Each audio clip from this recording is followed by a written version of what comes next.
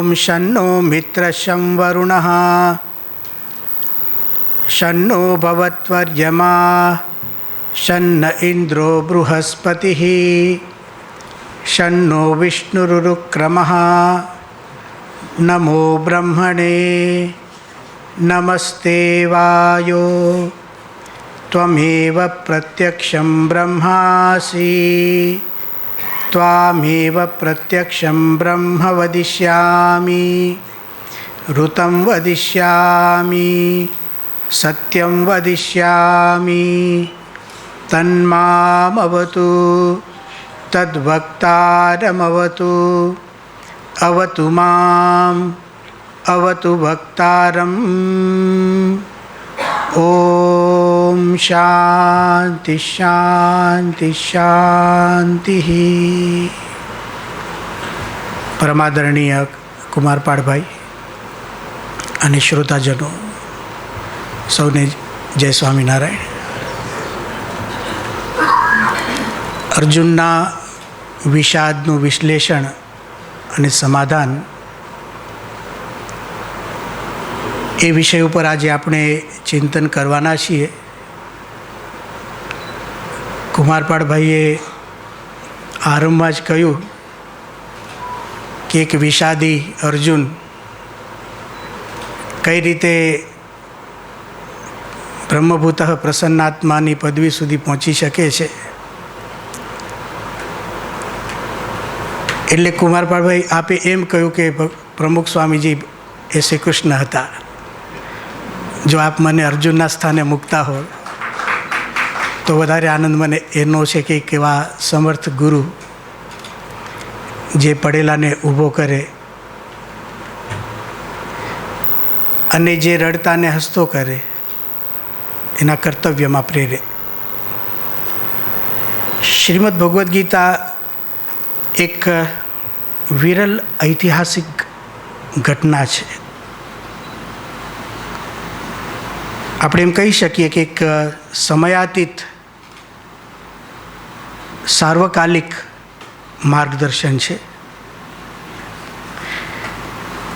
આપણા જીવનની વાસ્તવિકતાઓ જે છે ત્યાંથી આપણને ઉઠાવીને છેક આપણા આદર્શો સુધી આ પહોંચાડતી એક ચિંતન ધારા છે શ્રીમદ ભગવદ્ ગીતા।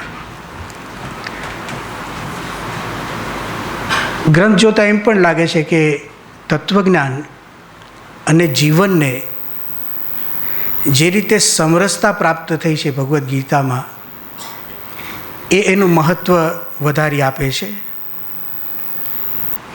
વ્યક્તિગત શાંતિથી લઈને વિશ્વ શાંતિ સુધીની આ યાત્રા છે। વિષાદને પ્રસાદમાં પરિણત કરવાની એક શક્તિ છે શ્રીમદ ભગવદ્ ગીતા। એટલે આજે એવા વિષય ઉપર અહીંયા ચિંતન કરવા માટે આપે જે આયોજન કર્યું એ બદલ આપનો ખૂબ ખૂબ આભાર માનું છું। કારણ કે જ્યારે જ્યારે ભગવદ્ ગીતાના આધારે આવો વિમર્શ કરવાનો, ચિંતન કરવાનો અવકાશ મળે છે તો ગીતાનો એક શ્લોક યાદ આવે છે, પ્રસાદે સર્વ દુઃખાનામ હાનિ રસ્યોપજાયતે પ્રસન્ન ચેતસો યાશુ બુદ્ધિ પર્યવતિષ્ઠતે। આજે બુદ્ધિની અસ્થિરતાના પ્રશ્નો છે, પણ આવા શબ્દો જ્યારે આપણે વાંચીએ, એનો વિચાર કરીએ છીએ ત્યારે ખરેખર બુદ્ધિ સ્થિર થાય છે। અર્જુનના વિષાદનું વિશ્લેષણ કરીએ ને પહેલાં શ્રીમદ ભગવદ્ ગીતાનો કેટલોક પરિચય આપણે પ્રાપ્ત કરીએ। મહાભારતમાં સમાયેલો આ ગ્રંથ છે, એનો જ એક ભાગ છે। મહાભારત પોતે ઇતિહાસ છે અને શ્રીમદ ભગવદ્ ગીતા એનું અંગ છે, એટલે આપોઆપ ભગવદ્ ગીતા એક ઇતિહાસ બની જાય છે। ઇતિ એટલે એ પ્રમાણે, હ એટલે ખરેખર, આસ એટલે બન્યું હતું, ઘટ્યું હતું। આવી એક વાસ્તવિક ઘટનાના આધારે ઉપદેશ છે। આ કોઈ કલ્પનાના આધારે કરેલી વાત નથી। આ ઈસપની નીતિ કથાઓ જેવું નથી। એક જીવનમાં બનેલો પ્રસંગ અને પછી એમાં મળેલું સમાધાન, એ આ ભગવદ્ ગીતા છે। આપણે એમ કહી શકીએ કે જેમ કોઈ વિશાળ સુંદર ઉદ્યાનની અંદર પારિજાતકનું વૃક્ષ કેટલું સુંદર લાગે, સરસ લાગે. જેમ આપણે જોઈએ નક્ષત્ર મંડળની અંદર નિશાપતિ ચંદ્ર કેટલો સરસ લાગે. આ પ્રાણવાન શરીર છે એમાં આત્મા કેટલો સરસ લાગે છે. કોઈ કુટુંબની અંદર કુલદીપક પુત્રનો જન્મ થાય તો એમાં કેટલો આનંદ થાય. એવી રીતે શ્રીમદ ભગવદ્ ગીતા મહાભારતમાં સ્થાન ધરાવે છે. મહાભારત એક વિશાળ ઉદ્યાન છે એમ સમજીએ તો ભગવદ્ ગીતા એનું પારિજાતકનું એક વૃક્ષ છે. મહાભારત જો એક નક્ષત્ર મંડળ હોય તો શ્રીમદ ભગવદ્ ગીતા એનો નિશાપતિ ચંદ્ર છે. મહાભારત એક સાંસ્કૃતિક વિશાળ કાયા છે ભારતની, અને એનો પ્રાણવાન આત્મા આપણી શ્રીમદ ભગવદ્ ગીતા છે. ભગવદ્ ગીતા 700 શ્લોકોમાં લખાઈ છે. 18 એના અધ્યાયો છે. સંવાદ થયો છે. જે આકર્ષિત કરે છે ગીતા આપણને, એનું એક મુખ્ય કારણ એ છે કે એ સંવાદ છે, એક ડાયલોગ છે. એક તરફી વાત નથી. સંવાદ એટલે કે એક તરફી વાત નથી. અહીંયા તો બધું જ છે. આમ આપણે કહીએ કે ગીતા છે ને એક પ્રકારનું મનોવિજ્ઞાન છે, સાયકોલોજી છે. તમે અહીંયા જોશો કે આખો ગ્રંથ છે ને સંવેદનાઓથી ભરેલો છે. અહીંયા લાગણીઓ પણ છે. લાગણીની સાથે તત્વજ્ઞાન છે. આ બહુ વિરલ જોવા મળે. અહીંયા એક જ સ્થળ ઉપર, એક જ રથમાં આપને રુદન પણ જોવા મળશે અને આપને હાસ્ય પણ જોવા મળશે. એટલે મનોવિજ્ઞાન છે. અહીંયા આપણે જોઈશું તો ગીતાની અંદર તમને શંકાઓ પણ બહુ જ જોવા મળશે. અર્જુન બહુ પૂછે છે. ઘણીવાર તો કૃષ્ણના વાક્યથી વ્યથિત થઈ જાય છે, અને ક્યારેક પ્રેમને વશ થઈને એમ પણ બોલી જાય કે તમે મને અવળે રસ્તે તો નથી ચડાવતા ને. ક્યારેક એવું જ લાગતું હોય છે. અવળે રસ્તે ચડેલાઓને સાચા રસ્તા છે ને એ અવળા રસ્તા લાગતા હોય છે. એક મીઠો સંવાદ છે અહીંયા, કારણ કે બંને મિત્રો પણ છે. મેં એટલે મનોવિજ્ઞાન કહ્યું કે સાચી મિત્રતા શીખવી હોય તો આપણે ભગવદ્ ગીતા વાંચવી જોઈએ. એટલો સુમધુર સંવાદ શૈલીની અંદર લખાયેલો આ ગ્રંથ છે. આમ 700 શ્લોકો છે. ગીતાનું પારાયણ કરીએ તો 2.5 કલાકથી વધારે ન થાય. જો અભ્યાસ હોય તો 2.5 કલાકમાં શાંતિથી પતી જાય છે. પરંતુ એની અંદર આપણને જે વસ્તુઓ જોવા મળે છે, જાણવા મળે છે, ખરેખર આપણા જીવનને એક જુદી ભૂમિકાની અંદર લઈ જાય છે. શ્રીમદ ભગવદ્ ગીતાનો આરંભ એ પણ એક આશ્ચર્ય થાય એવું છે. પ્રથમ શ્લોક. ઘણીવાર કેવું હોય છે કે આપણે ભગવદ્ ગીતા એવું નામ છે આ શાસ્ત્રનું, એટલે કોઈ અજાણ્યો માણસ હોય તો એને એમ લાગે કે આ તો ભગવાનના શબ્દો હશે, અને હું ગીતાનો આરંભ કરું એટલે તરત મને શ્રી ભગવાન ઉવાચ એવું દેખાશે. પણ ગીતામાં એવું નથી. કોઈ ભગવાનના વાક્યો વાંચવા જાય ને ગીતાનો આરંભ કરે ને તો શ્રી ભગવાન ઉવાચ નથી, શ્રી ધૃતરાષ્ટ્ર ઉવાચથી શરૂ થાય છે. સંસ્કૃતના પંડિતો આ શબ્દનો અર્થ કરે છે, ધૃતરાષ્ટ્ર શબ્દનો, ધૃતમ રાષ્ટ્રમ યેન સહ. એનું સરળ ગુજરાતી આપણે એમ કરી શકીએ, જે કોકનું લીધેલું પડાવી પાડે ને પાછું ન આપે એ ધૃતરાષ્ટ્ર. આવા અદ્ભુત ગ્રંથની અંદર પ્રથમ શ્લોક ધૃતરાષ્ટ્રનો છે. આમ તમે જુઓ તો એકમાત્ર શ્લોક ધૃતરાષ્ટ્રનો, જ્યાં એમણે જિજ્ઞાસા પ્રગટ કરી છે. ધર્મક્ષેત્રે કુરુક્ષેત્રે સમવેતા યુયુત્સવ મામકાહ પાંડવાશ્ચૈવ કિમ કુર્વત સંજય. ધર્મક્ષેત્રે એવા કુરુક્ષેત્રને વિશે મામકાહ મારા પુત્રો અને પાંડવાશ્ચૈવ પાંડુના પુત્રોએ શું કર્યું મને કહો હે સંજય. એક ધૃતરાષ્ટ્રનો શ્લોક છે 700માંથી, 41 સંજયના શ્લોકો છે, સંજય ઉવાચ છે, 84 શ્લોકો અર્જુન ઉવાચ છે અને 574 શ્લોકો ભગવાન શ્રી કૃષ્ણના છે. આ રીતે 700 શ્લોકોમાં લખાયેલો આ ગ્રંથ છે. એના પહેલા 2 અધ્યાયો, આજે હું જે કંઈ વાત કરીશ એ અર્જુનના વિષાદનું વિશ્લેષણ, એના માટે આપણે પહેલા અધ્યાયનો ઉપયોગ કરીશું અને એના માટે આપેલું સમાધાન, એના માટે વિશેષ બીજા અધ્યાયની વાત કરીશું. એટલા માટે કે એ બીજો અધ્યાય છે ને એ સમગ્ર ગીતાની એક પ્રકારની અનુક્રમણિકા છે. એમાં બધી જ વાત સમાયેલી છે. બીજ રૂપે બધી વાતો દ્વિતીય અધ્યાયમાં થઈ ગયેલી છે. ગીતાનો આરંભ થાય છે ધૃતરાષ્ટ્રે જિજ્ઞાસા રજૂ કરી અને સંજય આમ તો પૂછ્યું છે શું, મામકાહ પાંડવાશ્ચૈવ કિમ કુર્વત. પહેલો શબ્દ મામકાહનો પૂછાયો છે ત્યાં, એટલે પક્ષપાત તો દેખાય જ છે આ મારા અને આ પાંડુના. હવે પાંડુ અને ધૃતરાષ્ટ્ર બંને સગા ભાઈઓ છે, એમ છતાં આવું હોય છે. જે કુટુંબ ભેગું રહેતું હોય અને બંને પરિવાર હોય, બંને ભાઈઓને સંતાનો હોય, એક ઘરમાં રહેતા હોય, પણ જે બંનેમાંથી કોઈ પણ એકને એમ થાય કે આ મામકાહ અને આ પાંડવા હશે તો તમારે મહાભારતની તૈયારી રાખવાની છે. સંજય કેટલા બુદ્ધિશાળી છે કે જાણે છે કે આને મામકાહ વધારે વાલા છે. એટલે ગીતાના પહેલા અધ્યાયમાં 3જા જ શ્લોકથી સંજયે જે વાત ઉપાડી એમાં પહેલાં વાત દુર્યોધનની કરે છે. શબ્દ વાપરે છે કે રાજા દુર્યોધન. હજી તો રાજા કોણ છે નક્કી કરવા માટે તો આખું યુદ્ધ હતું.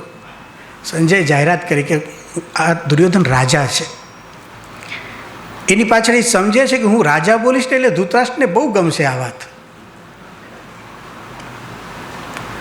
કે હોય કે ન હોય પણ સંજયના મનમાં તો છે કે દુર્યોધન મારો રાજા, મારો દીકરો રાજા. એમ કહીને એક વર્ણન સરસ આવે છે. આ વાત હું એટલા માટે કરું છું કે અર્જુનને સમજવા માટે આ બહુ જરૂરી છે. હવે દુર્યોધન શું કરે છે, આચાર્યમ ઉપસંગમ્ય, દ્રોણાચાર્યની નજીક જાય છે. ઉપસંગમ્ય એટલે નજીક જાય છે. એમ સમજો કે બંને જણા જાહેરમાં એક ખાનગી કરે છે અને કહે છે કે આચાર્ય તમે જુઓ, પશ્યેતામ પાંડુપુત્રાણામ, આ પાંડવો જે છે એની મહતીમ ચમુમ, તમે મોટી સેનાને જુઓ. હવે જો વાસ્તવિકતા એ છે કે મહાભારત મોટી સેના એટલે કે જેમાં વધારે સૈનિકો હોય એને મોટી સેના કહેવાય, આ સીધો અર્થ છે. પણ દુર્યોધનને એમ લાગે છે, એ દ્રોણાચાર્યને કહે છે એકલાને, કે તમે જુઓ આ પાંડવોની મહતીમ ચમુમ, મોટી સેનાને તમે જુઓ. એક પ્રશ્ન ઉપર આપણે વિચાર કરીશું જ્યારે પણ આપ ગીતાને વાંચો, આ શબ્દ તમે જુઓ તો થોડો સમય કાઢીને આવું કેમ બોલ્યો એ. વાસ્તવિકતા એ છે કે સેના તો દુર્યોધનની મોટી છે. 18 અક્ષૌહિણી સેના મહાભારતના યુદ્ધમાં ઉપયોગમાં લેવામાં આવી. એમાં 11 અક્ષૌહિણી સેના તો કૌરવોની છે, પાંડવોની 7 અક્ષૌહિણી સેના છે. તો મોટી સેના તો આપણી છે એમ કહેવું જોઈએ ને. કેમ એને પાંડવોની સેના મોટી લાગી? ગીતા આપણને વિચાર કરવા પ્રેરે છે. પછી એમ પણ કહે છે કે તમે આ પાંડવોના બધા યોદ્ધાઓને જુઓ, એમ કહીને પોતે જ વર્ણન કરવા માંડે છે. આ વર્ણન પણ બહુ અદ્ભુત છે. એની અંદર પહેલો શબ્દ એમ કહે છે કે તમે આ ભીમને જુઓ. અમે આ શરૂઆતમાં એક વાક્ય પ્રયોગ કર્યું કે ગીતા એક સાયકોલોજી છે, એક મનોવિજ્ઞાન છે, અંતરના ભાવોનું પ્રકટીકરણ છે. તો પહેલો જ એને ભીમ દેખાય છે. ગીતા ફરીથી વિચાર કરવા પ્રેરે છે કે દુર્યોધનને પહેલાં ભીમ કેમ દેખાયો. ભગવદ્ ગીતા જ્યારે વાંચે ત્યારે ઉતાવળ ન કરાય. એ જે ઉતાવળ કરે એને મહાભારત બંધ ન થાય. શાંતિથી વાંચે તો ખબર પડે કે હું ધૃતરાષ્ટ્રની ભૂમિકામાં છું, દુર્યોધનમાં છું, અર્જુનમાં છું. મોટાભાગે માણસો પોતાની જાતને શ્રી કૃષ્ણ જ માનતા હોય છે.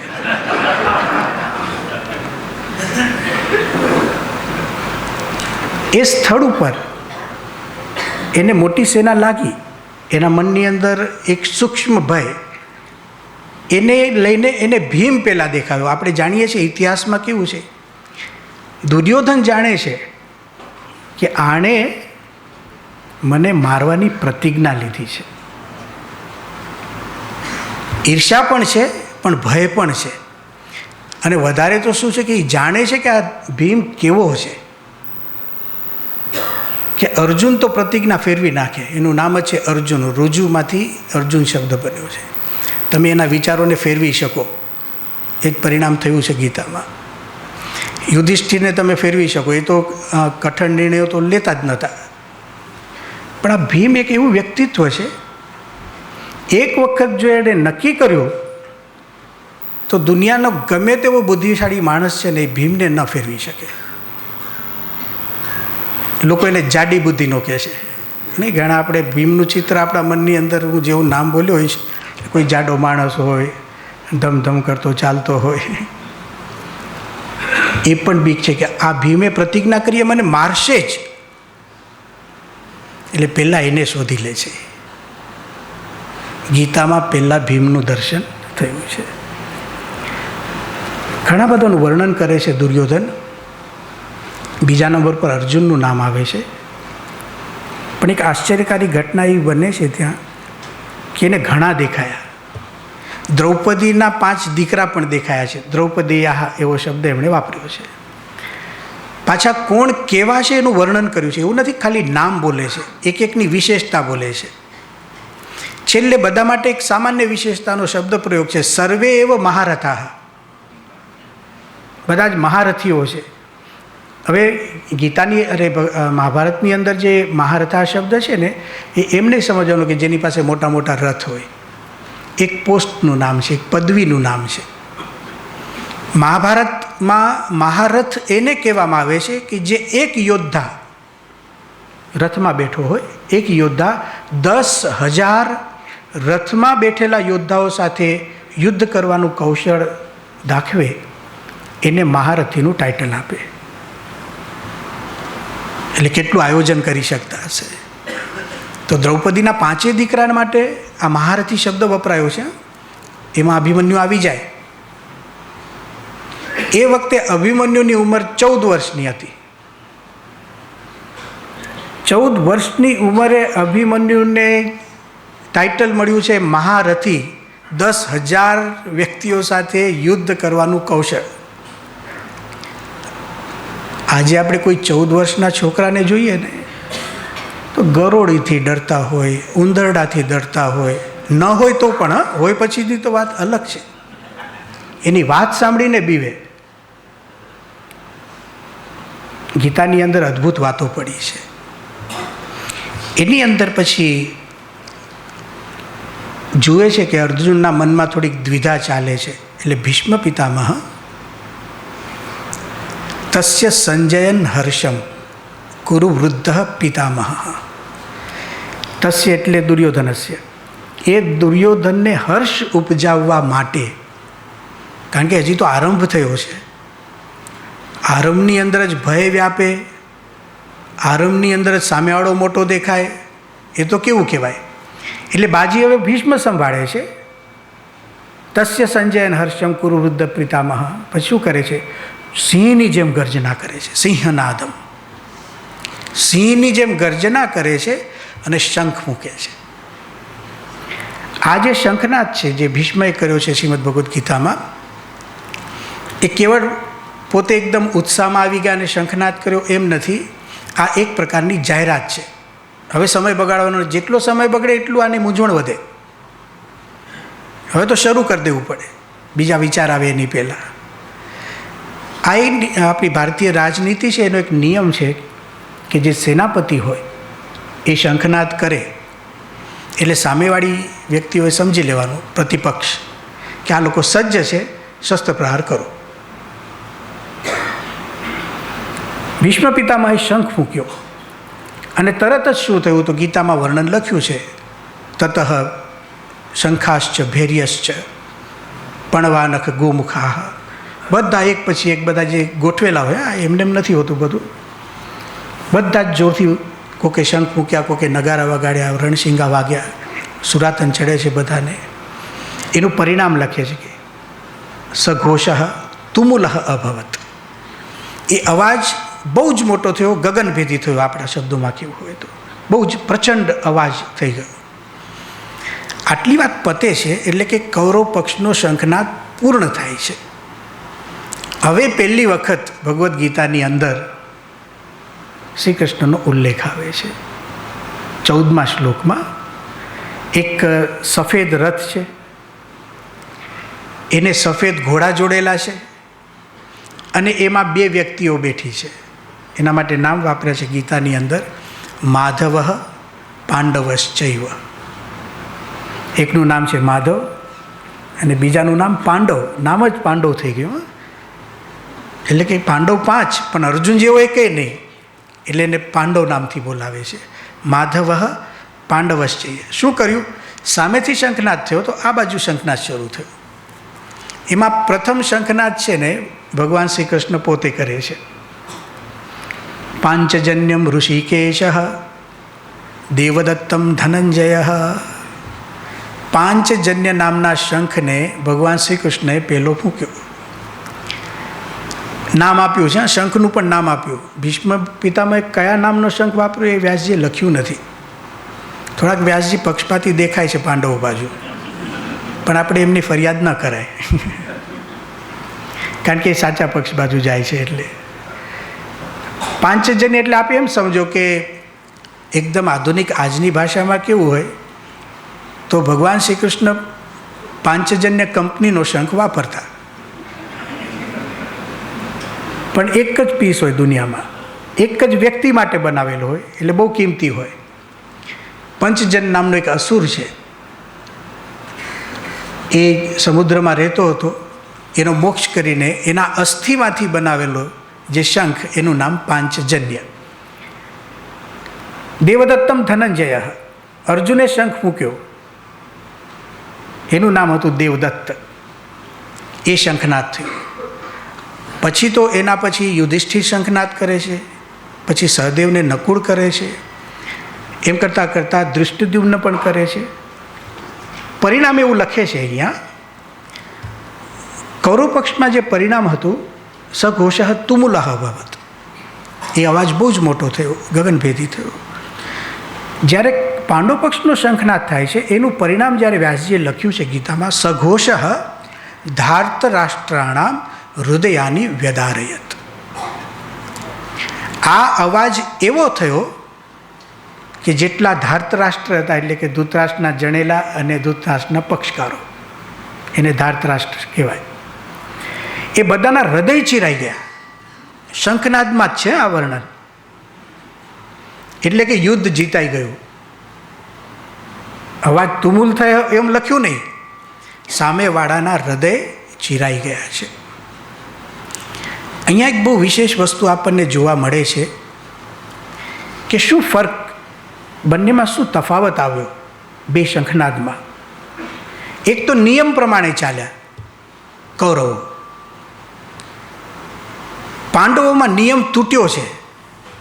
હવે હું શું નિયમ તૂટ્યો હું આપને કહું છું. ભારતીય યુદ્ધ નીતિનો નિયમ છે કે યુદ્ધમાં પ્રથમ શંખનાદ સેનાપતિએ જ કરાય, કારણ કે તે એક પ્રકારની જાહેરાત છે કે અમે તૈયાર છીએ. તો જોઈ લે સેનાપતિ કે અમે તૈયાર છીએ, એ શંખનાદ કરે એટલે યુદ્ધ શરૂ થાય. એ નિયમ પ્રમાણે થયું છે કૌરવ પક્ષમાં. એ દિવસે ભીષ્મ પિતામહ પ્રથમ દિવસે સેનાપતિ હતા, એમને શંખનાદ કર્યો, એકદમ કાયદા પ્રમાણે ચાલે છે.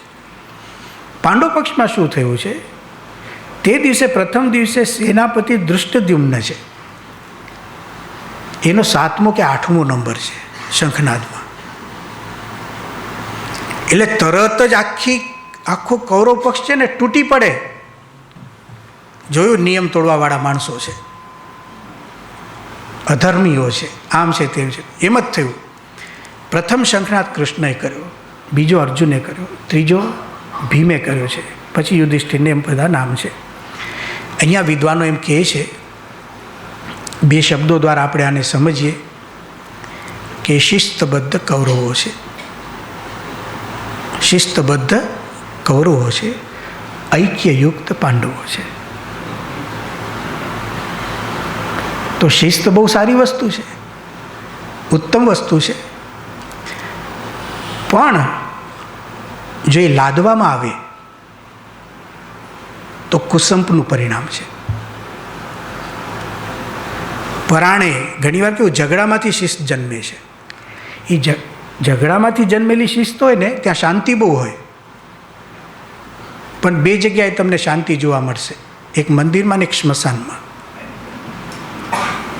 તો ઝઘડામાંથી જન્મેલી શિસ્ત હોય કે હવે ભાઈ તારે આ કરવાનું, તારે આ કરવાનું, એટલે સમજવું ત્યાં સ્મશાન શાંતિ હોય.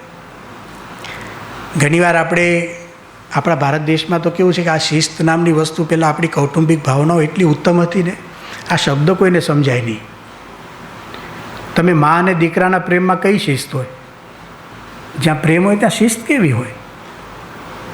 અને કુટુંબ વિસ્તરતું જાય, પ્રેમી બધા કુટુંબીઓનું, એમાં શું શિસ્ત? પણ ઘણીવાર આપણને કેવું છે કે બહારની વસ્તુ, અમુક ડિસિપ્લિન એટલી વસ્તુઓ ગમે ને, તો ઘણા આપણે દેશ પરદેશમાં જઈએ ને તો કે ફલાણા દેશની અંદર બધું ડિસિપ્લિન બહુ સારું, શિસ્ત બહુ સારું, કે કોઈ કોઈના કામમાં માથાકૂટ ન કરે. બરાબર છે ને? હું પછી કૌંસનું વાક્ય બોલું છું હવે, કે આ તો બહુ સારું વાક્ય છે, કોઈ કોઈના કામમાં માથાકૂટ ન કરે. કૌંસમાં જો માથાકૂટ કરે તો માથું ફોડી નાખે.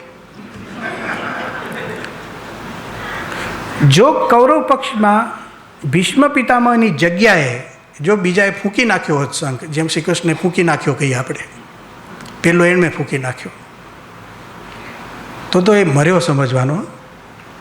કૌરવ પક્ષમાં બધા એને ઠેકાણે પાડી દે.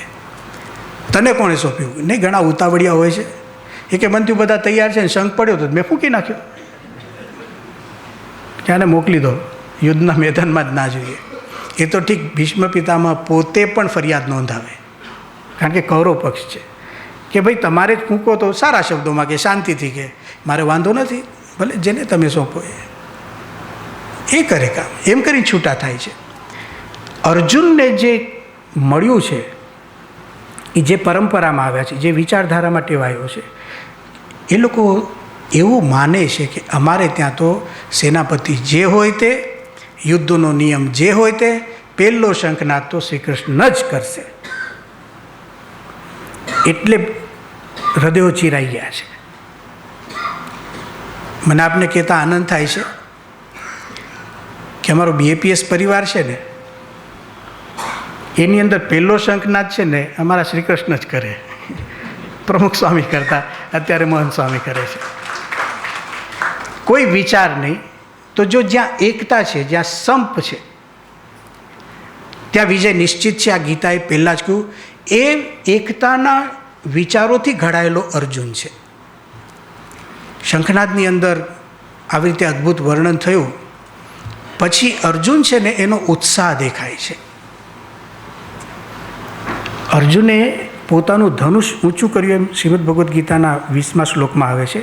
અથ વ્યવસ્થિતાન દૃષ્ટવા ધાતરાષ્ટ્રાન કપિધ્વજ પ્રવૃત્તે શસ્ત્ર સંપાતે ધનુરુદ્યમ્ય પાંડવ.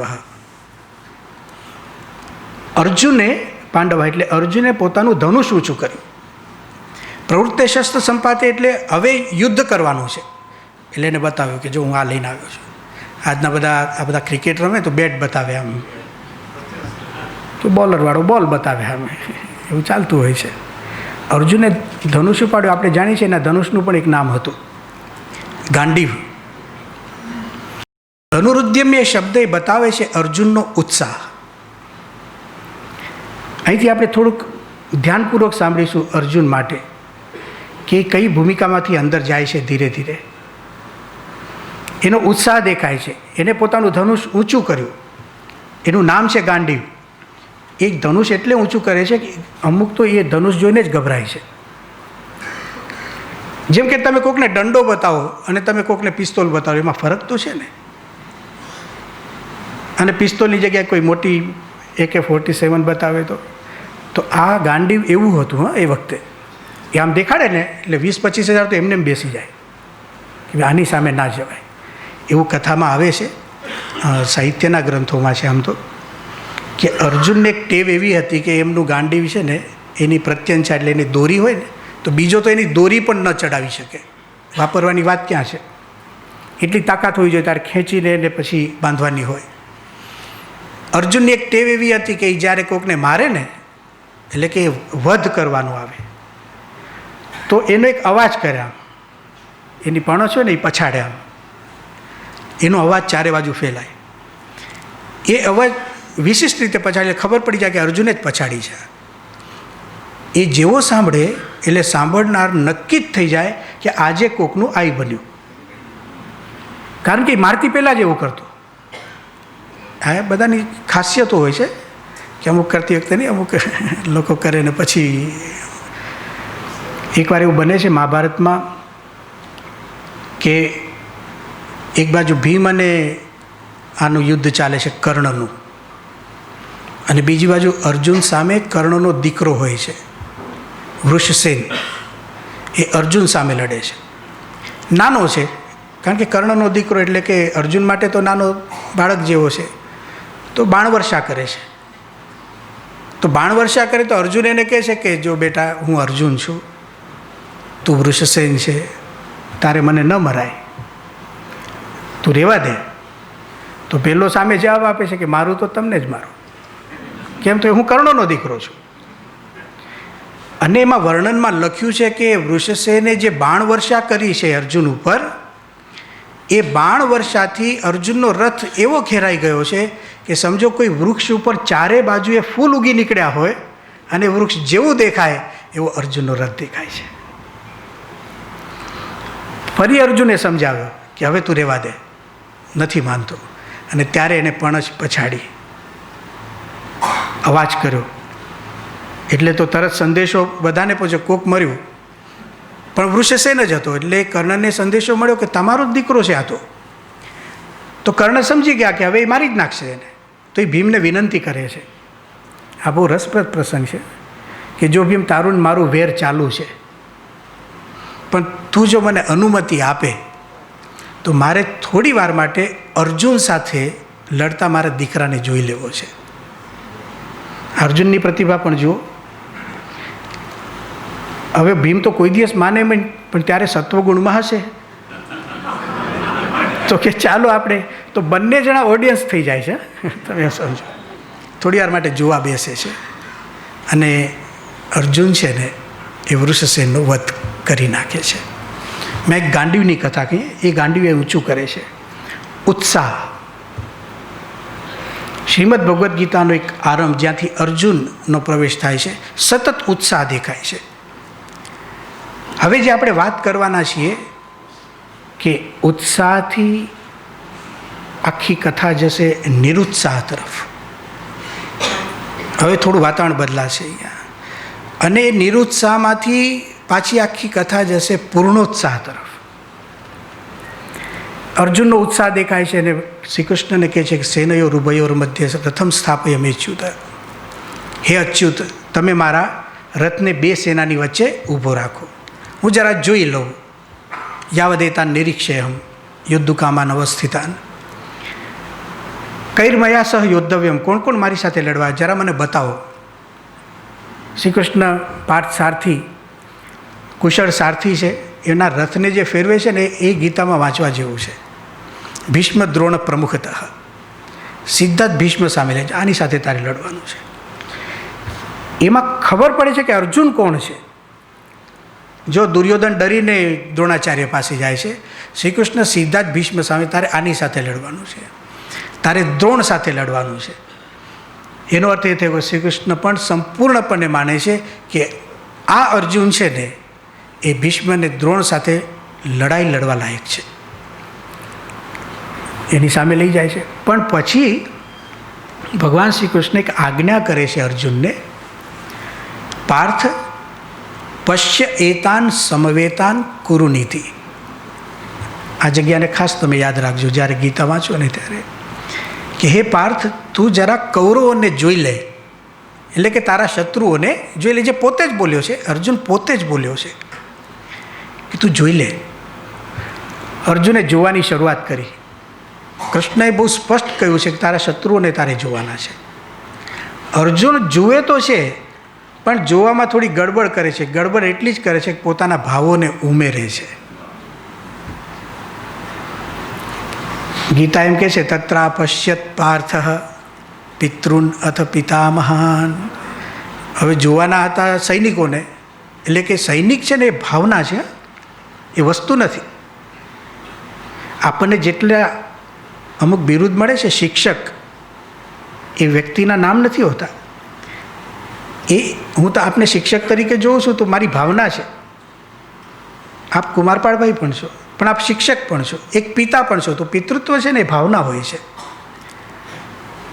તો અર્જુન જ્યારે જુએ છે ને, તો એને તો માતામહ અને આવા પિતામહ, પિતૃવ્યાહ, કાકાઓ દેખાયા, મામાઓ દેખાયા, સસરાઓ દેખાયા. શબ્દ વાપર્યો સ્વજન. સ્વજન સ્વજન શબ્દને ખોટી રીતે નહીં સમજતા. આપણે કુટુંબની અંદર સ્વજન ભાવનાથી રહીએ છીએ, પણ એ જો વિચિત્ર રીતે લેવામાં આવે ને તો એ આસક્તિમાં પરિણમી જાય છે. તો વ્યક્તિઓ કર્તવ્યથી ચ્યુત થઈ જશે, કારણ કે એમાં જન અગત્ય કરતાં સ્વ અગત્યનું થઈ જાય છે. એટલે કે જે સ્વજનમાં સ્વ વધારે જોર કરી જાય છે ને, એ આસક્તિ કહેવાય છે. અને જે સ્વજનમાં સ્વ કરતાં જન અગત્યના હોય છે, એ સ્વજન તારી નાખે આપણને. તો અર્જુનને બધા સ્વજનો દેખાય છે.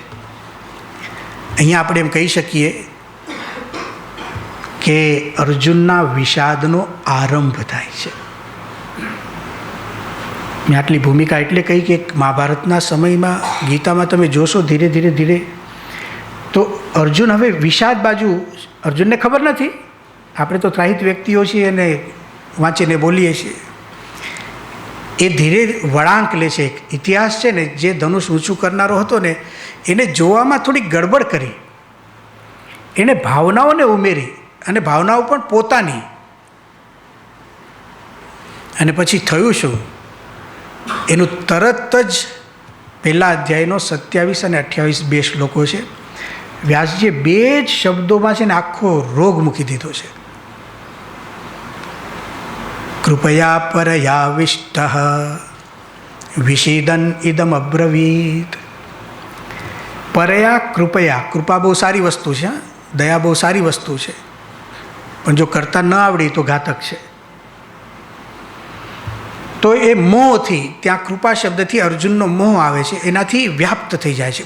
કૃપયા પરયા વિષ્ટ. જેમ કોકને ભૂત વળગે ને, એમ અર્જુનને મોહ વળગ્યો અને તરત જ બીજો શબ્દ મૂક્યો વિષીદન. તરત જ પરિણામ આવ્યું, ખેદ પામ્યો. પહેલી વાર વિષાદ શબ્દ ત્યાં આવ્યો. જેવો અર્જુન વિષાદમાં ઢસડાય છે, વિષીદન ઇદમ અબ્રવીત.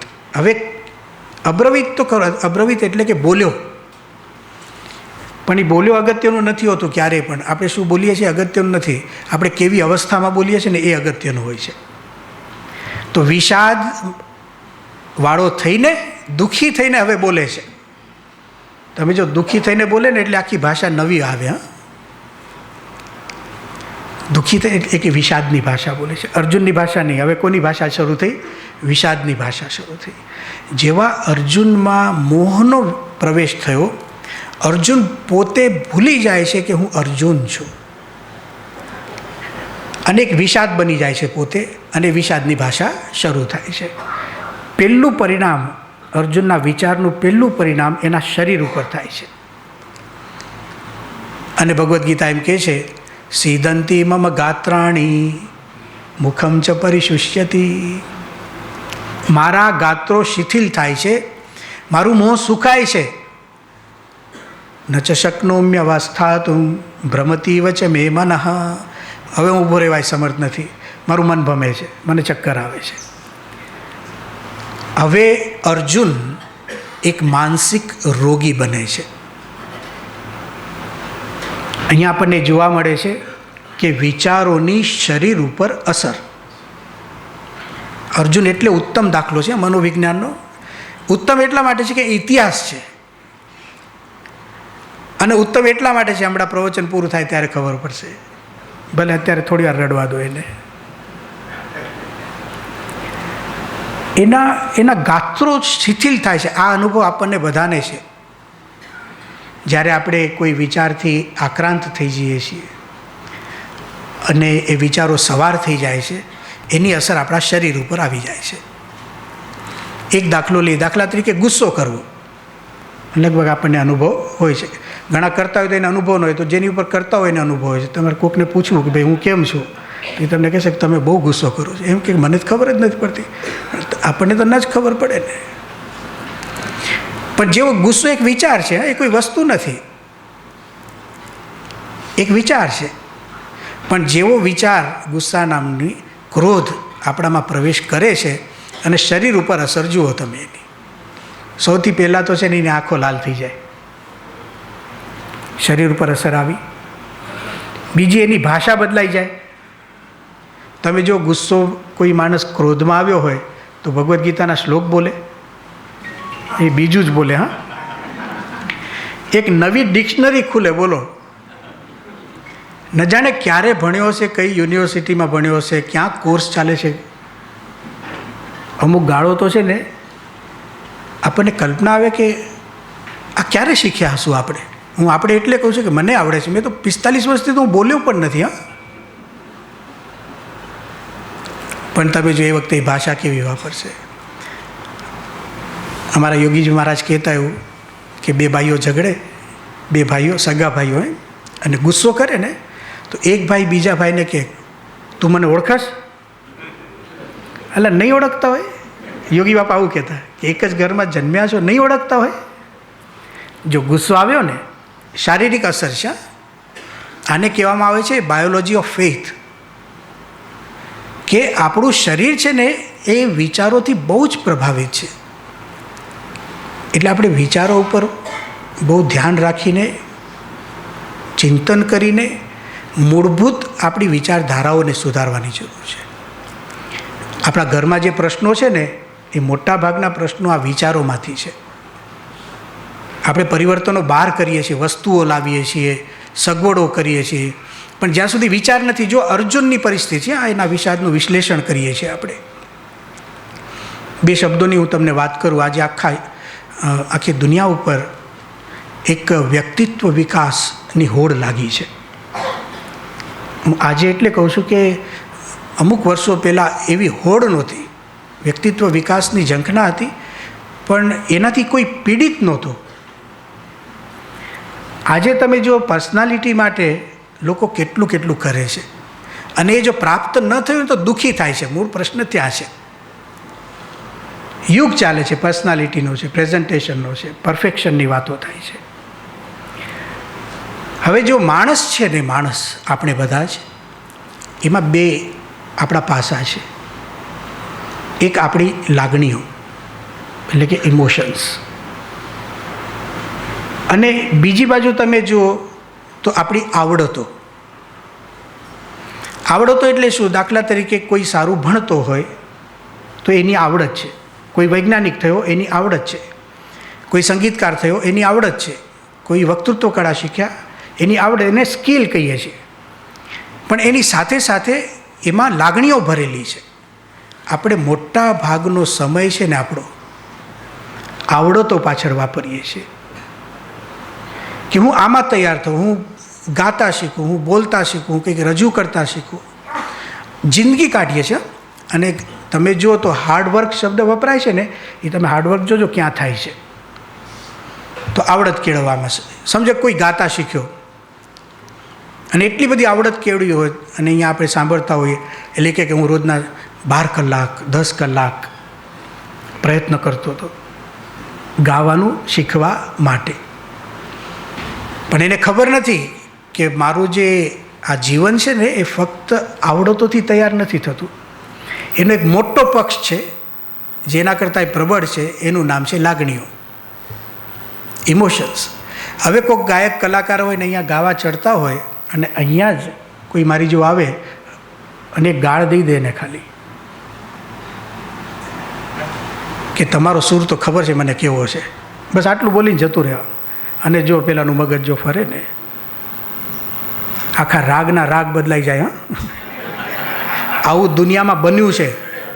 અરે એક કાર્યક્રમ તો મેં એવો જોયો કુમારપાળભાઈ, સ્ટેજ ઉપર એક સરોદ વાદક હતા અને સરોદનું અમારા સમયામાં બનેલો પ્રસંગ છે. એમાં શું થયું કે બંને જણાને ક્યાંક વેર હશે સામસામા, તો અમને તો ખબર નહીં, તો અમે તો વાદક તરીકે આમને બોલ્યા ને તબલા વાદક તરીકે આમને બોલાવ્યા. તો એ અમારા સ્ટેજ ઉપર ભેગા થયા તો પહેલાં ભાઈ લાગ્યું કે આજે લાગમાં આવ્યા છે.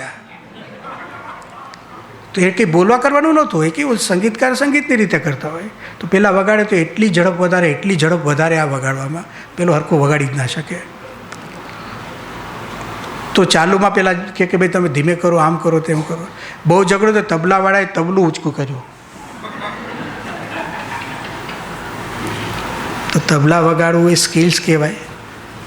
પ્રભાવિત કોનાથી થાય છે? લાગણીઓથી. અર્જુનની તમે આવડતો જોશો તો એના જેવો તો વ્યક્તિ આજે મળવો મુશ્કેલ છે. તમે એની એકાગ્રતા જુઓ.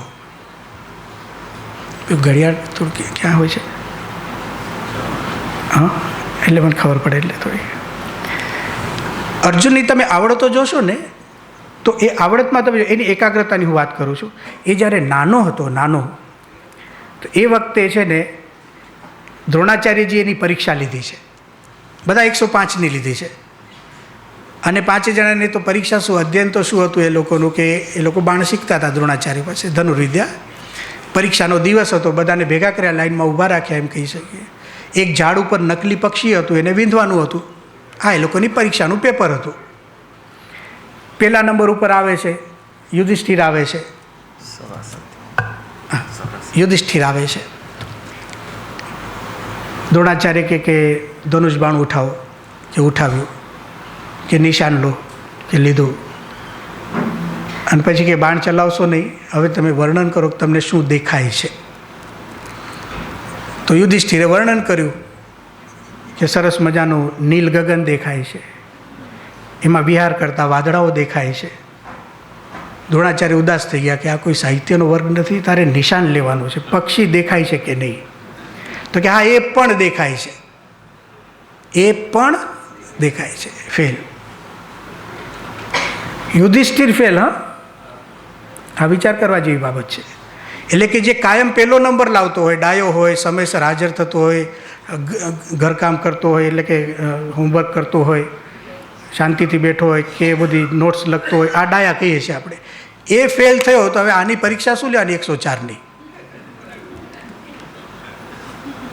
દુર્યોધન આવે છે, એને કહે છે શું દેખાય છે? આવું જ વર્ણન કે નાપાસ. 3જા નંબર ઉપર મેં તમને કહ્યું ધમ ધમ કરતો આવ્યો. સમજ્યા ને? ભીમ આવી ગયો. બોલો બોલો કે મારે શું કરવાનું છે. એ લોકોને ઉતાવળે બહુ હોય. હા હોય ને, જે એ બહુ તમે બહુ ઝાલી ન આપો એને. બોલો શું કરવાનું? કે ધનુષબાણ ઉઠાવો. પછી કે ઊભો રહે, બધું સાંભળજે, હું કહું એમ કરવાનું છે તારે. નિશાન લગાવ્યું કે હવે વર્ણન કર, તને શું દેખાય છે. એટલે ભીમે જવાબ આપ્યો કે મને એક જ વસ્તુ દેખાય છે. તો દ્રોણાચાર્યને પ્રશ્ન થયો કે હારું, આ ભીમને તો હું ખોટો સમજતો હતો. મને તો એમ કે જાડી બુદ્ધિવાળો છે. આ તો ઓલો યુધિષ્ઠિર નાપાસ થયો, દુર્યોધન નાપાસ થયો, એક જ દેખાય છે. એ કે ખરેખર ભીમ તને એક જ વસ્તુ દેખાય છે? એ કે હા હા, એક જ દેખાય છે. કે બોલ શું દેખાય છે? એ કે દુર્યોધન જ દેખાય છે.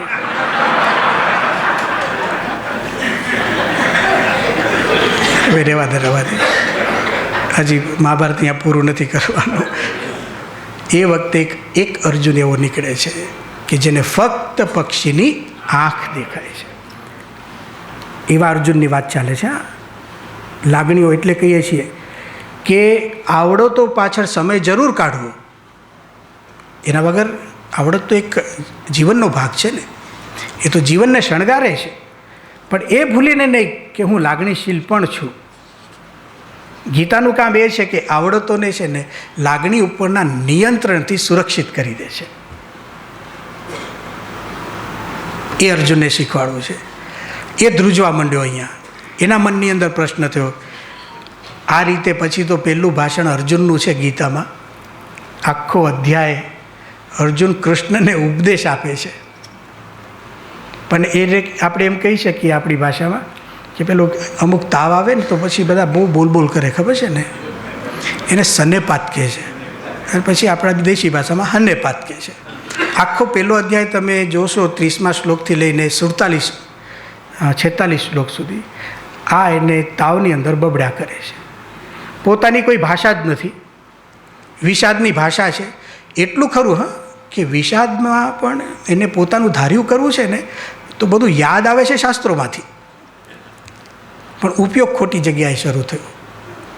છેલ્લા શ્લોકમાં એવું વર્ણન છે પહેલા અધ્યાયના કે અર્જુન આવું બધું બોલ્યો, એવમ ઉક્તવા, આવું બોલ્યો, રથોપસ્થે ઉપાવિશત. આ થોડી માથાકૂટ એણે કરી છે કે ખાલી બોલ્યા હોત ને કોઈને ખબર ના પડે, પણ રથની પાછળ જઈને બેઠો એટલે આખા ગામને ખબર પડી આને કંઈક થયું છે. રથોપસ્થે ઉપાવિશત એટલું પાછું નહીં. ગીતામાં એવું લખ્યું છે કે વિસૃજ્ય સશરમ ચાપમ, બાણ સહિત ધનુષને પણ એણે છોડી દીધા. અને છેલ્લો શબ્દ વાપર્યો, શોક સંવિઘ્ન માનસ, દુઃખથી ઘેરાયેલા મનવાળો થઈને પાછળ જઈને બેસી ગયો.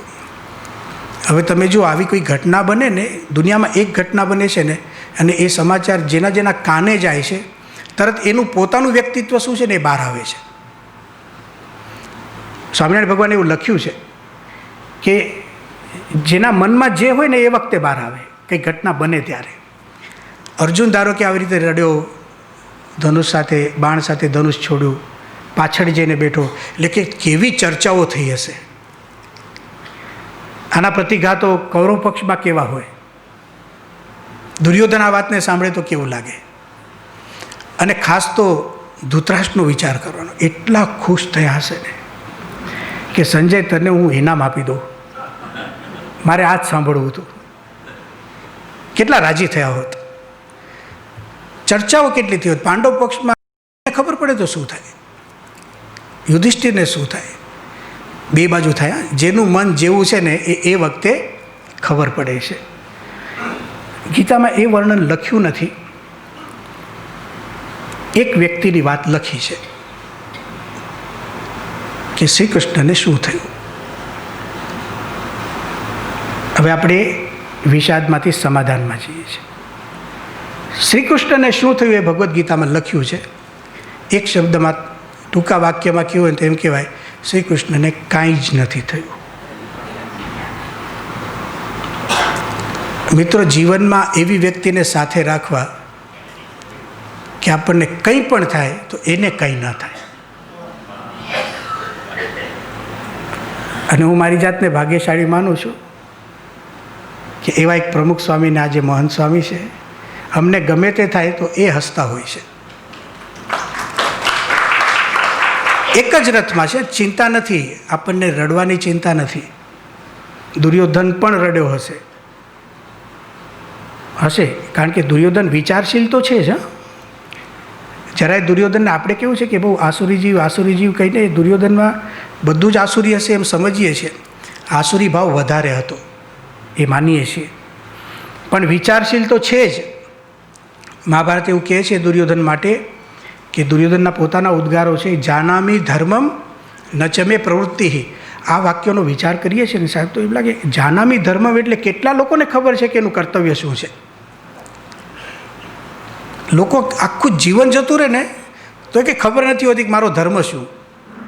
તો દુર્યોધનનું પહેલું વાક્ય છે કે જાનામી ધર્મમ, હું તો ધર્મને જાણું છું. તો અંતર્દૃષ્ટિ તો છે જ.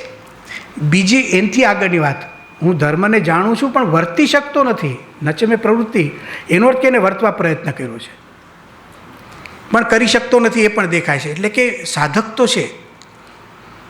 બીજું એને એ પણ ખબર છે, જાનામી અધર્મમ, હું અધર્મને પણ જાણું છું. આ સામાન્ય બાબતો નથી, હું છોડી શકતો નથી. આમ તમે કોઈ આવું બોલે ને, દુર્યોધન છે એવી ખબર ન હોય ને કોઈ કહે ને હું કરી નથી શકતો, તો આપણે સારો લાગે હે માણસ, બિચારો કરે છે પણ થઈ શકતું નથી, એમ દયા આવી જાય. ફરક ક્યાં પડે છે અર્જુનમાં ને આમાં? અર્જુનમાં પણ પાપ છે. 3જા અધ્યાયની અંદર અર્જુને પોતે કહ્યું છે કૃષ્ણને, અથ કેન પ્રયુક્તો એમ પાપમ ચરતિ પુરુષ અનિચ્છનપી વાર્ષ્ણેય બલાદ ઇવ નિયોજિત. અર્જુન પોતે પાપ કરે છે, કારણ કે શ્રી કૃષ્ણ ભગવાને તો કહી દીધું કે તે યુદ્ધની ના પાડી એટલે તે પાપ શરૂ કરી દીધું.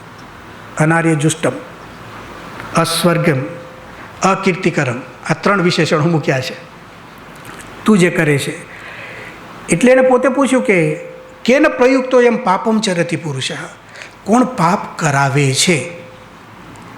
એનો અર્થ કે અર્જુનમાં પણ જીવનનો પ્રશ્ન છે અને દુર્યોધનમાં પણ છે. બંનેમાં તફાવત ક્યાં પડ્યો છે? હવે દુર્યોધનનું અધૂરું વાક્ય પૂરું કરું છું કે હું ધર્મને જાણું છું, વર્તી શકતો નથી. જાનામી અધર્મમ, અધર્મ જાણું છું, છોડી શકતો નથી. હવે મેં નક્કી કરી લીધું છે કેનાપી દેવેન હૃદય સ્થિતેન યથા નિયુક્તોસ્મિ તથા કુરુ. હવે અંદરનો મારો માયલો જેમ બોલશે ને એમ કરીશ, હું કોઈનું માનવાનો નથી. આને કહેવાય દુર્યોધન.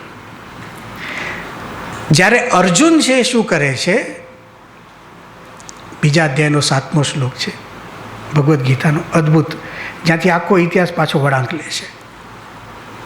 કાર્પણ્ય દોષોપહત સ્વભાવ પૃચ્છામિ ત્વામ ધર્મ સમૂઢ ચેતા યત શ્રેય સ્યાત નિશ્ચિતમ બ્રૂહિ તન્મે શિષ્યસ્તેહમ શાદિમામ ત્વામ પ્રપન્નમ. શ્રી કૃષ્ણ પાસે 2 હાથ જોડીને કહે છે, બોલે છે, પ્રાર્થના નથી, આ મૂંગી પ્રાર્થના નથી, મનોમન પ્રાર્થના પણ ઉત્તમ છે, આ એનાથી એક ડગલું આગળ છે, બોલવું બહુ અઘરું છે. કૃષ્ણ ભગવાનને કહે છે કે હું દીનતારૂપી દોષથી હણાઈ ગયો છું. કાર્પણ્ય દોષોપહત સ્વભાવ, હું તમને પૂછું છું, પૃચ્છામિ ત્વામ, હું કેવો છું? ધર્મ સમૂઢ ચેતા. ધર્મ એટલે કર્તવ્ય, શું કરવું શું ન કરવું એ મને અત્યારે ખબર પડતી નથી. હવે શું પોતાની પૂરેપૂરી બાજી છે ને એ સામેવાળાને સોંપે છે. આ અઘરામાં અઘરું કામ છે. આપણે સંપૂર્ણ સમર્પિત નથી થઈ શકતા, એ આપણા પ્રશ્નોનું મૂળ છે. જે વ્યક્તિ ડૉક્ટરની સંપૂર્ણ શરણાગતિ લઈને નહીં લે તો સમજવાનો રોગ ચાલુ રહેશે. ઘણા અડધું બોલે જ નહીં. ડૉક્ટરો બિચારા પૂછતા હોય છે તને શું થયું ભાઈ, તને શું થયું? ના ના, કે આમ કંઈ બહુ વાંધો નથી. એ આમ કંઈમાં છે ને એટલું મોટું પોટલું એ બાજુ પર મૂકી દે છે કે હકીકત તો બધી એમાં પડેલી હોય છે. એમાં પાછા હોમિયોપેથીવાળા તો એવા જાતના પ્રશ્નો પૂછે ને કે આપણને થાય કે આપણને ગાંડા સમજે છે, શું સમજે છે કંઈ. પણ ત્યાં તમારે બોલવું પડે. અર્જુન એમ કહે છે કે નિશ્ચિતમ બ્રૂહિ તન્મે, તમે નક્કી કરો ને મને કહો. જીવનમાં કોઈ વ્યક્તિ એવી હોવી જોઈએ કે તમે એને કહી શકો કે તમે નક્કી કરો અને હું કરું. આપણા દુઃખના મૂળ છે ને અહીંયા પડ્યા છે. અને પછી એક સરસ શબ્દ બોલે છે, શિષ્યસ્તેહમ, હું તમારો શિષ્ય છું. આ ગીતાનું એકદમ શક્તિશાળી વાક્ય કે ને જેને, જે અર્જુન છે ને આમ વિષાદમાં ડૂબેલો બહાર નીકળે છે એ આ વાક્યથી, હું તમારો શિષ્ય છું. મિત્ર તો હતા પણ શિષ્ય નહોતો. શ્રી કૃષ્ણ અને અર્જુન મિત્ર તો હતા પણ શિષ્ય નહોતો. જીવનમાં એક વસ્તુ સમજી રાખવા જેવી છે, ભગવાન આપણી રથમાં હોય ને તોય વિઘ્ન આવશે. કારણ કે અર્જુનના તો રથમાં જ હતા, પણ એનો મતલબ એ નથી કે ભગવાને દયા નથી કરી. એનો મતલબ એ થાય છે કે હજી હું શિષ્ય થયો નથી. ભગવાનને માનું છું પણ મારી રીતે માનું છું, મને જરૂર નથી લાગતી, જરૂર નથી લાગતી. હા, આ શું થયું છે? હવે અર્જુનનો આર્તનાદ શરૂ થયો છે. અત્યારે જે બોલે છે ને શિષ્યસ્તેહમ, હવે એને જરૂર છે, એ ડૂબતો છે ને મને બોલે છે કે મને બહાર કાઢો એમ. એ પરિસ્થિતિમાં અર્જુન કહે છે, શ્રી કૃષ્ણ ભગવાને અર્જુન સામે જોયું. બહુ અદ્ભુત શ્લોક છે, 2જા અધ્યાયનો 1. તમ તથા કૃપયા વિષ્ટમ અશ્રુપૂર્ણા કુલેક્ષણમ વિષિદંતમ ઇદમ વાક્યમ ઉવાચ મધુસૂદન. 3 પરિસ્થિતિઓ જુએ છે. તમ તથા કૃપયાવિષ્ટમ એટલે માયાથી ઘેરાયેલો, અશ્રુપૂર્ણા કુલેક્ષણમ આંખમાં આંસુ છે, અને વિષિદંતમ ખેદ કરે છે. સામાન્ય રીતે 3 શબ્દો લાગે છે, પણ આપણા શાસ્ત્રો છે ને એ ઊંડું વેદાંત હોય છે. આપણા 3 શરીર છે. એક શરીરથી તો પરિચિત છીએ, એને સ્થૂળ શરીર કહેવાય, જેને જોઈ શકાય, જેનું વજન કરી શકાય, જે હલનચલન કરે દેખાય. પણ એ એક જ નથી આપણી પાસે, એક બીજું શરીર છે, એનું નામ છે સૂક્ષ્મ શરીર. પણ એ દેખાતું નથી, પણ બધું કામ એ જ કરે છે. એનું નામ છે મનજીભાઈ. મન આપણું કોઈનું દેખાય છે મન, પણ આખી આ કાયાને છે ને હલાવનારું એ છે. હમણાં જો કોકને વિચાર આવ્યો ને કે ઘરે જવું છે, તો ગમે ત્યાં બેઠો હશે ને તો ઊભા થઈને જતા રહેશે. હા, તીવ્ર ઈચ્છા હોવી જોઈએ. આપણે ત્યાં કેવું બને છે કે ઘણીવાર બધા આવા કાર્યક્રમમાં આવે, તો આપણા ભક્તોય ઘણા આવ્યા છે આજે તો અહીંયા, તો ઘરે તાળું મારીને આવે, બરાબર છે ને. પણ તાળું માર્યા પછી આપણી એક સ્વાભાવિક ટેવ હોય છે. શું હોય છે ખબર છે? બરાબર. એ જો ના ખેંચ્યું હોય ને, અને એ તમને અહીંયા યાદ આવ્યું કે મેં તાળું માર્યું પણ ખેંચવાનું રહી ગયું છે, આખું વિષાદનું વિશ્લેષણ ગયું સમજવાનું. એને શું ક્યારે, એટલે આ જો મન સૂક્ષ્મ શરીરની વાત છે આખી, એ અંદરથી સ્થૂળ શરીરને ચલાવે છે. એને પણ સમજવું જોઈએ. પણ એ મનમાં પણ જે વિચાર આવે છે ને, એનું પણ એક કારણ છે. એને કહેવાય છે સ્વભાવ, પ્રકૃતિ, વાસના. આવા જુદા જુદા નામ છે. એ દેખાતું નથી, એ પરિણામથી ખબર પડે છે. એટલે કે મનની અંદરના વિચારોના આધારે મારી પ્રકૃતિ શું છે એ મને ખબર પડે. મનના વિચારોના આધારે મારા શરીર ઉપર પ્રતિભાવ આવશે. ત્રણેયને એક સાથે સંબંધ છે. અર્જુન રડે છે, અશ્રુપૂર્ણા કુલેક્ષણમ, આંખમાં આંસુઓ છે, એ એના સ્થૂળ શરીરને બતાવે છે. પાણી આવે એમાં આંખમાં. પણ તમે પૂછી શકો કેમ રડે છે, તો કે એના મનમાં વિષાદ છે. એનું સૂક્ષ્મ શરીર છે, બીજું શરીર. તો હવે બીજો એક પ્રશ્ન બીજા શરીરને પૂછીએ કે વિષાદ કેમ છે? કારણ કે એને મોહ વ્યાપ્યો છે, એનું કારણ શરીર છે. હવે અર્જુનને રડતો બંધ કરવો હોય તો એનો વિષાદ બંધ થવો જોઈએ. અને એના વિષાદનું નિવારણ પણ ત્યારે જ થાય જ્યારે એના મોહનું નિવારણ થાય. બરાબર છે ને? આ એનું વર્તમાન ચિત્ર છે ગીતાનું. એક ભવિષ્ય ચિત્ર છે. સારા વૈદ્ય કે ડૉક્ટર હોય ને, એની પાસે કોઈ દર્દી જાય તો એનું વર્તમાન ચિત્ર શું હોય કે એને રોગ હોય. સમજો પગમાં કંઈક દુખાવો થયો હોય, ચાલી ન શકતો હોય, વર્તમાન ચિત્ર. પેલો રડતો હોય, હવે તો મને આમ નહીં થાય, તેમ નહીં થાય. તો ડૉક્ટર એને શું કે તમે ચિંતા ના કરો, તમને જો 15 દિવસમાં છે ને હું ઘોડા જેવી તબિયત કરી દઈશ, એમ બોલે. હા, એ શું બતાવે છે? એના મનમાં એક ભવિષ્ય ચિત્ર છે. તો પેલો સાંભળનારો ના પાડે કે ના ના મને તો લાગતું જ નથી. કારણ કે હું કહું છું, કારણ કે એની પાસે દવા છે, એની પાસે ઉપાયો છે, હું કહું તું કર. તો એક ભવિષ્ય ચિત્ર હોય છે જે ડૉક્ટરના મનમાં હોય, વૈદ્યના મનમાં હોય. એવું ગીતામાં પણ એક અર્જુનનું ભવિષ્ય ચિત્ર છે. 18મા અધ્યાયનો 54મો શ્લોક છે. બ્રહ્મભૂત પ્રસન્નાત્મા ન શોચતી ન કાંક્ષતી સમઃ સર્વેષુ ભૂતેષુ મદ્ભક્તિમ લભતે પરામ. શબ્દો જોજો. બ્રહ્મભૂત પ્રસન્નાત્મા. જો બ્રહ્મરૂપ થઈ જાય અર્જુન, બ્રાહ્મી સ્થિતિને પ્રાપ્ત કરે, તો પ્રસન્નાત્મા બાજુમાં જ છે, તેના દુઃખ માત્ર ટળી જાય છે. સમગ્ર ગીતાનો ઉપદેશ અર્જુનને બ્રહ્મરૂપ કરવાનો છે. એક પછી એક પાસા ભગવાન શ્રી કૃષ્ણ ઉઠાવે છે, એને હિંમતની વાત કરે છે. ક્લૈબ્ય માસ્મ ગમ પાર્થ, તને આ શોભતું નથી, નહીં તો એ ઉપપદ્ય તે. પછી સાંખ્યની વાતો કરે છે, અદ્ભુત સાંખ્યની વાતો છે. આત્મા કોણ છે તું એ સમજ. ન જાયતે મ્રિયતે વા નાયમ ભૂત્વા ભવિતા વા ન ભૂય અજો નિત્ય શાશ્વતો યમ પુરાણો ન હન્યતે હન્યમાને આ હન્યમાન શરીરમાં ન હન્યતને શોધવું ને એ ભારત વર્ષની તાકાત છે. એણે શોધ્યું અને કહે છે કે આ તો પાણીથી ભીંજાશે નહીં, અગ્નિથી બળશે પણ નહીં, વાયુ એને સૂકવી નહીં શકે, તો શું કામ ચિંતા કરે છે? દુનિયાવી વસ્તુઓની વાત કરે છે કે આ જેટલું દેખાય છે ને બધું જતું રહેશે. જાતસ્ય હિ ધ્રુવો મૃત્યુર ધ્રુવમ જન્મ મૃતસ્ય ચ તસ્માદ અપરિહાર્યર્થે નત્વમ શોચિતુમ અર્હસી. જેનો જન્મ એનું મૃત્યુ નિશ્ચય.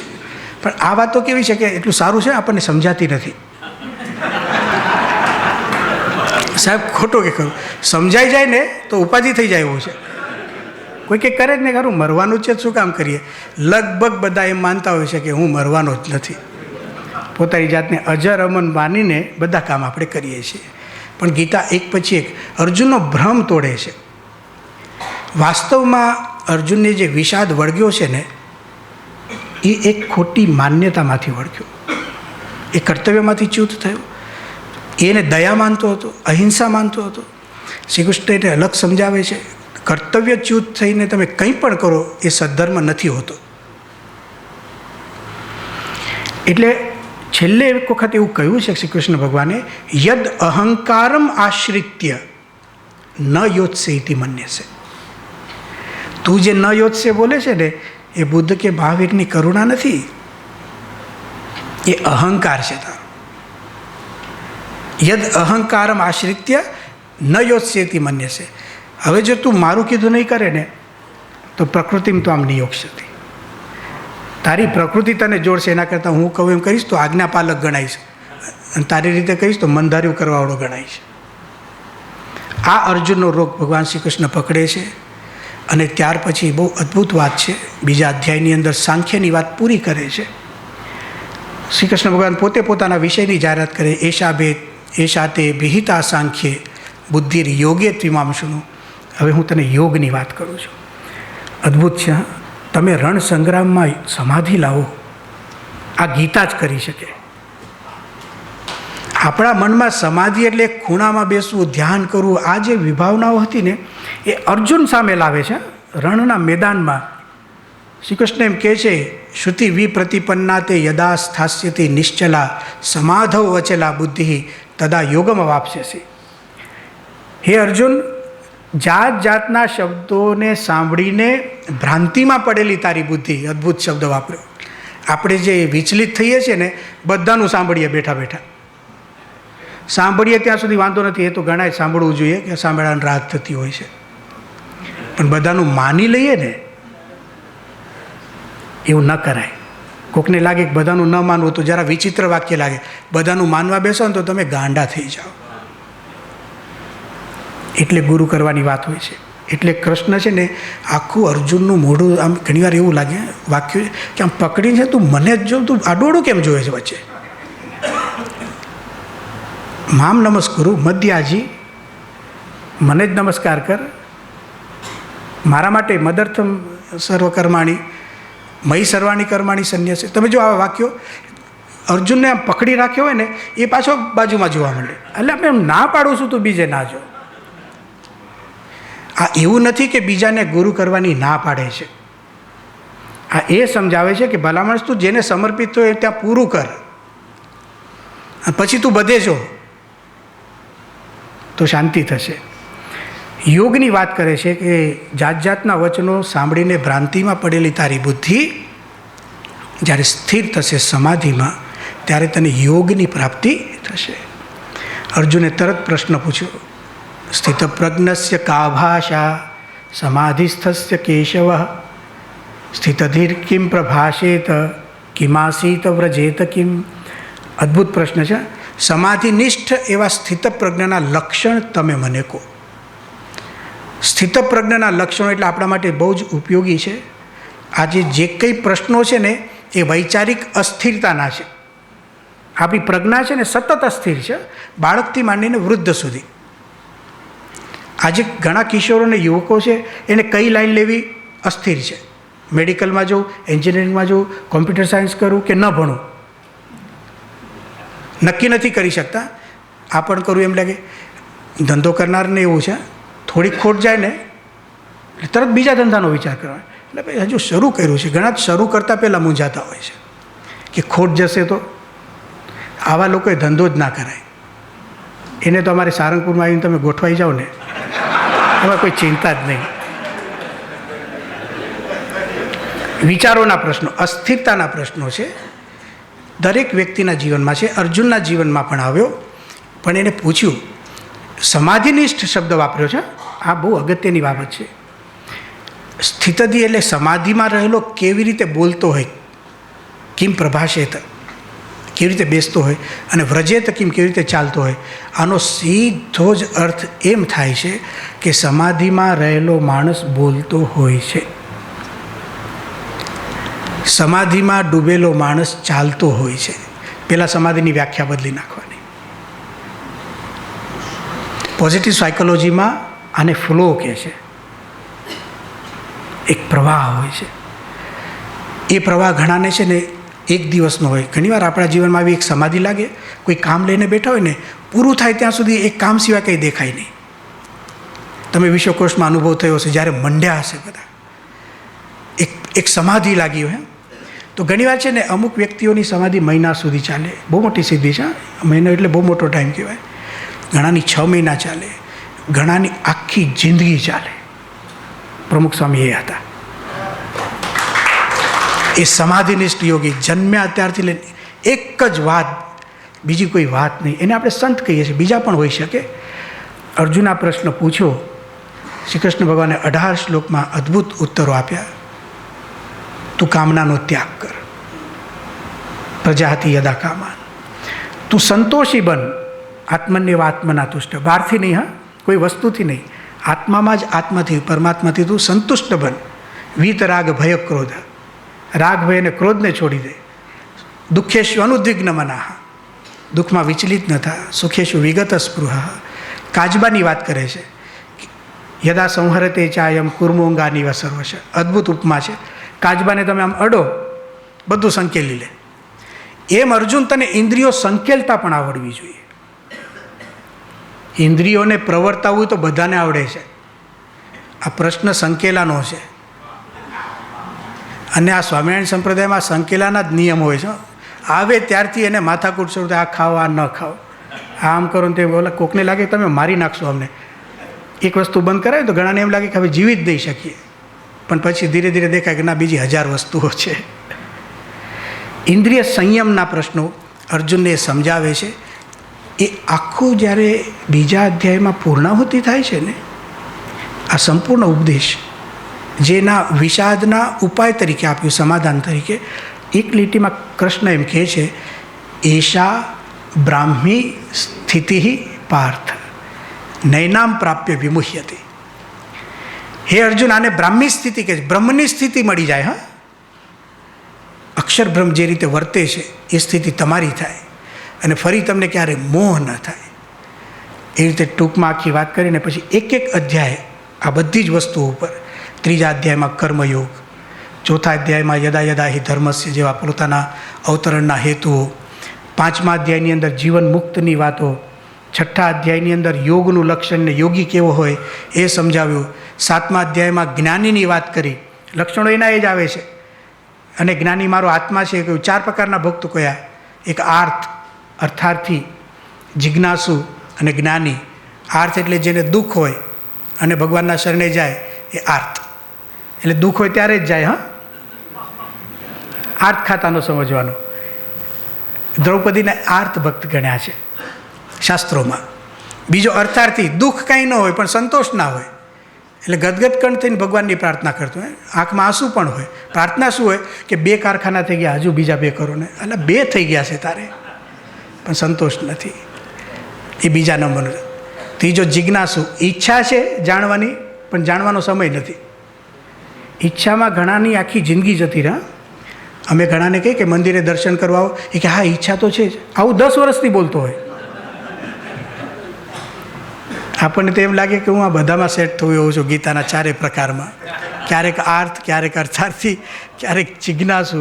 પણ જ્ઞાની એટલે સાક્ષાત્કાર. અર્જુનને જ્ઞાની બનાવવો છે. તો તેવી રીતે 7મો અધ્યાય છે. 8મો અધ્યાયનું નામ છે અક્ષર બ્રહ્મયોગ. એમાં અક્ષરની વાત કરે છે. અને પછી 9મો અધ્યાય છે, તમે ત્યાંથી ભગવાનનો વિશેષ મહિમા શરૂ થાય છે. એમાં જ્ઞાન યજ્ઞની વાત છે આખી. 10મો અધ્યાય આપણે જાણીએ છીએ વિભૂતિ સ્વરૂપ યોગ, આખી વિભૂતિઓનું વર્ણન. 11મો અધ્યાય તો વિશ્વ સ્વરૂપ યોગ છે આખો. આપણે એમ કહીએ કે અર્જુનના દ્રષ્ટિએ પહેલાં તો ઈચ્છા થઈ ગઈ કે મને બતાવો. કૃષ્ણ ભગવાન કે નથી જોયા જેવું. એ કે ના તોય બતાવો. તો કે કંઈ વાંધો નહીં, બીજા ચશ્મા પહેરવા પડશે. દિવ્યમ દદામી તે ચક્ષુ, હું તને દિવ્ય નેત્ર આપું છું, આ આંખથી તું નહીં જોઈ શકે. પેલો જોવા બેઠો અને વિશ્વ સ્વરૂપ જે ભયાનક બતાવ્યું, આખી સેના એના મોંમાં જતી હોય, કેટલાક દાંતમાં ટીંગાયેલા હોય અને લોહી નીકળતું હોય. અર્જુનને બીક લાગી. અને પછી તો કે તમે કોણ છો? ભૂલી ગયા કે કૃષ્ણ છે.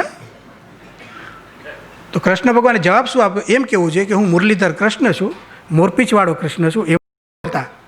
પહેલાં એ પૂછ્યું તમે કોણ છો? તો કે કાલોસ્મી લોકક્ષય કૃત. એટલે એક તો બીવે છે ને વધારે હું કામ બીવડાવો છો તમે? કાલોસ્મી લોકક્ષય કૃત, હું તો કાળનો પણ કાળ છું. પછી અર્જુન કહે છે કે તમને આગળથી નમસ્કાર, પાછળથી નમસ્કાર, ઉપરથી નમસ્કાર, નીચેથી નમસ્કાર. ગીતાના વાક્યો છે. પણ તમે આ બંધ કરો. કૃષ્ણ ભગવાન કે હવે તમે શરૂ કર્યું એટલે 3 કલાક જોવું પડશે. નહીં, ઘણા હોરર ફિલ્મ જોતા હોય ને અડધેથી બીવો તો બહાર ન નીકળવા દે તમને. પછી ભગવાન દયા કરે છે, પોતાનું જે મૂળ સ્વરૂપ છે એ પાછું લાવે છે. એક બતાવ્યું. આમાં કેવું છે કે ગીતામાં છે ને તર્ક પણ છે, પણ ચમત્કાર નથી એવું નથી. એક બતાવી દીધું એણે, અર્જુન જેવાને બતાવે. 12મો અધ્યાય ભક્તિ યોગ છે. કારણ કે 11માના અંતમાં કૃષ્ણ એમ કહે છે કે તે જે મને જોયો છે ને એનું કારણ તું ભક્ત છે, તું મારી ભક્તિ કરે છે એટલે તે જોયું. એમ કહીને 12મા અધ્યાયમાં ભક્તિ યોગની વાત છે. 13મા અધ્યાયમાં ક્ષેત્ર અને ક્ષેત્રજ્ઞની વાત છે. અનંત કોટી બ્રહ્માંડ એક ક્ષેત્ર છે, ભગવાન એના ક્ષેત્રજ્ઞ અને એ હું છું. અંતે કૃષ્ણનું વાક્ય આ હોય. 14મો અધ્યાય આખો ગુણાતીત યોગ, 3 ગુણ માયાના, સત્વગુણ, રજોગુણ, તમોગુણ, એનું નિરૂપણ. ત્યાર પછી બ્રાહ્મી સ્થિતિનું વર્ણન. અને એવો તું બ્રાહ્મી સ્થિતિએ યુક્ત ગુણાતીત 3 ગુણથી પર થા, એમ કહીને પછી 15મો અધ્યાય જે ગીતાનો આત્મા કહેવાય છે, પુરુષોત્તમ યોગ. 3 શ્લોકો અદ્ભુત છે. એના 16, 17 અને 18 તત્વજ્ઞાનની દ્રષ્ટિએ પુરુષોત્તમ શબ્દની વ્યુત્પત્તિ કરી છે. આમ બીજા શબ્દોમાં કે નિરુક્તિ યોગનું એક વેદોનું એક અંગ છે. નિરુક્તિ એટલે શું? ગ્રંથ પોતે જ પોતાના શબ્દને સમજાવે. તો પુરુષોત્તમ શબ્દ ભગવાન શ્રી કૃષ્ણ માટે વપરાયો, ભગવાન માટે વપરાયો. તો કૃષ્ણ ભગવાન એ જ શબ્દની વ્યુત્પત્તિ કરે છે. દ્વાવિમૌ પુરુષૌ લોકે ક્ષરશ્ચ અક્ષરૈવ ચ ક્ષરસ સર્વાણી ભૂતાની કુટસ્થ અક્ષર ઉચ્યતે ઉત્તમ પુરુષસ્તુ અન્ય પરમાત્મા ઇતિ ઉદાહૃતઃ યસ્માತ್ ક્ષરમતિતોહમ અક્ષરાદપી ચોત્તમ અતોસ્મી લોકે વેદે ચ પ્રથિત પુરુષોત્તમ. ક્ષર અને અક્ષર એને પુરુષમાં ગણ્યા અને એનાથી ઉત્તમ એટલે પુરુષોત્તમ એટલે ભગવાન. અંતમાં થોડી વાત કરું. પ્રમુખ સ્વામી મહારાજને એક વખત બહુ વર્ષો પહેલાં બાપાને પૂછ્યું કે બાપા તમારી દૃષ્ટિએ ગીતાના મુખ્ય શબ્દો કયા? તો બાપાએ 2 શબ્દો કહ્યા. સ્વામી કે અક્ષર અને પુરુષોત્તમ. બંને ગીતામાં દેખાય છે અને બંનેનો મહિમા અલૌકિક છે.